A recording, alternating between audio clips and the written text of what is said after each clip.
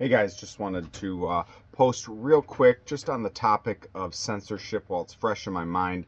I just came across a news article that North Korea gives out the death penalty if their population is consuming foreign media or sharing those kinds of things.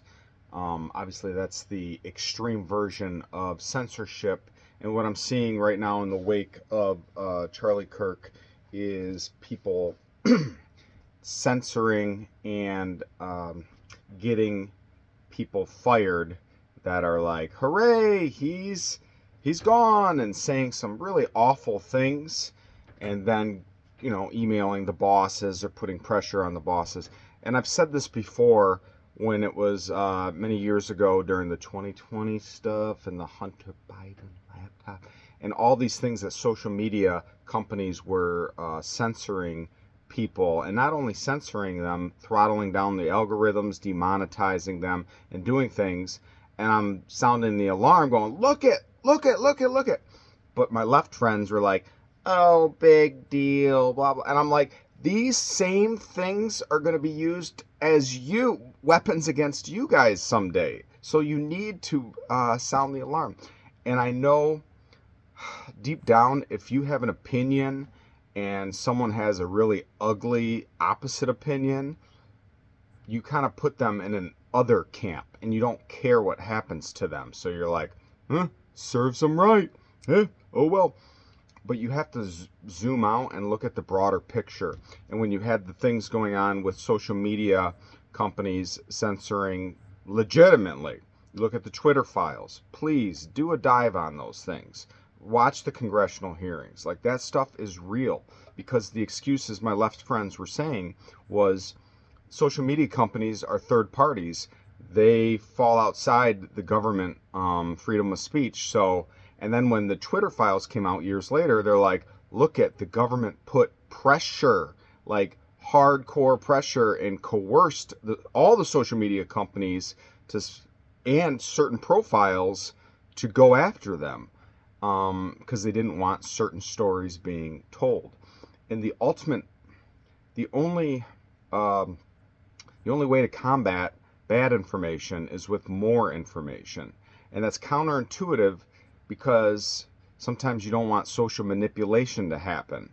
But if we let the arbiters of truth, the ministry of truth, to arise, eventually absolute power corrupts absolutely. Eventually it's going to get in the wrong hands. Even if you think it's right, like bad organizations for people that want to hurt you, people that talk about violence. Yes, our gut is to censor them so it can't spread more hate. But once we do that, that slippery slope will eventually lead to ultimate control. I know it might sound paranoid, but that's the cycle of history. Governments want to control their populations, and they do in many regards. But why our founding fathers put freedom of speech right at the top, right up there, was because they knew. They were excellent readers of history. They knew that was the first one to go to get domination. And domination equals power, money, control. So I guess what I'm saying is, fight your instincts when the other side, whether left or right, gets canceled, to go, yeah, and kind of stand up and go, that's not right. We shouldn't be canceled. Even though it's an ugly thing to say, it's an ugly person, they got to live with the consequences in other regards. And censoring their speech is no good. And you're going to go, but what if? But what if? But what if? There's a million what ifs. But the larger picture is, it's not right. We can't let it be right. Because we will get, in the end, something we can't even imagine. That's all. Just kind of while it's fresh in my mind. And governments, I mean, you look at what happened when Russia during the Cold War shot down a commercial airliner containing our citizens, which I didn't really know too much until I watched a documentary on the Cold War. And they went into the streets and interviewed Russian citizens after that, because that heightened our tensions big time, because Russia said it was an accident. Our commercial airliner was getting too close to their border. The fighter jets from Russia came in and shot it down, killing hundreds of just citizens.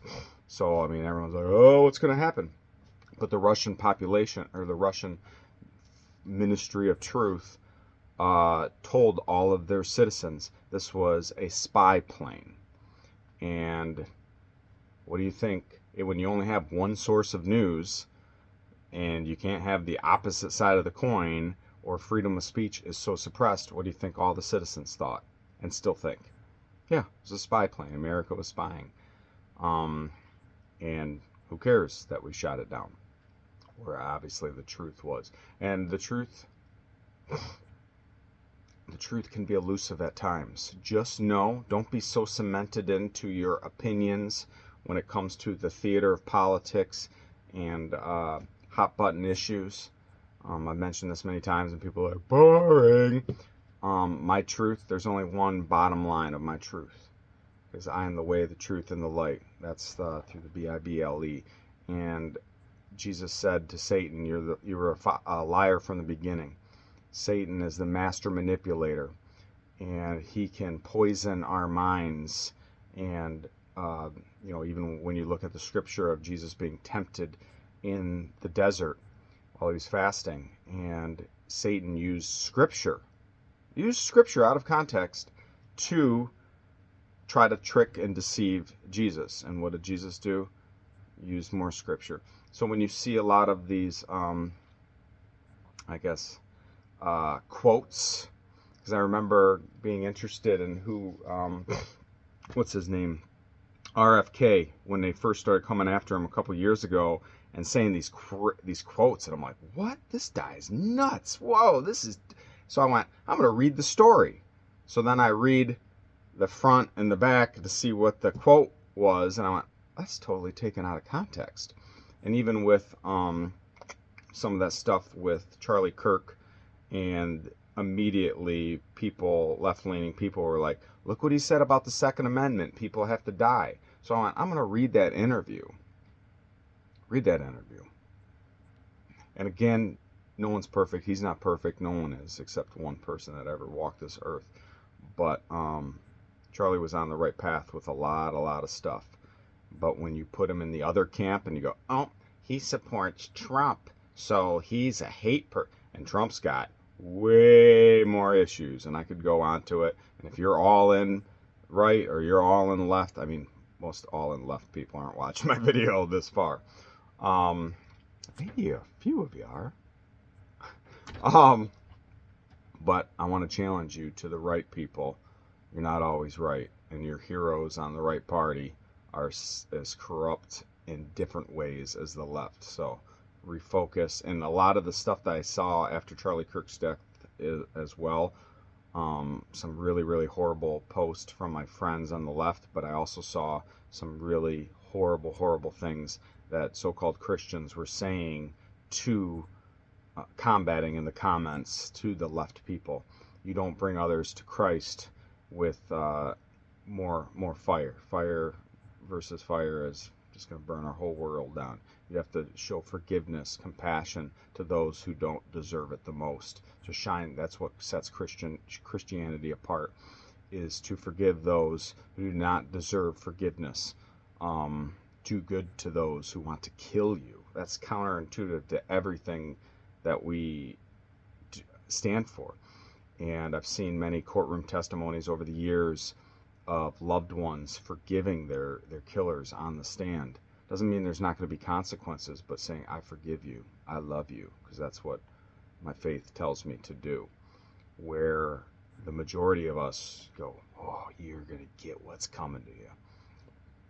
Well, Christ forgave all of us, and we, thank goodness, don't have what's coming to us if you believe in him. So that's all. Don't censor. Try to change that inner gut feeling. Make no one's fault watching this long anyway.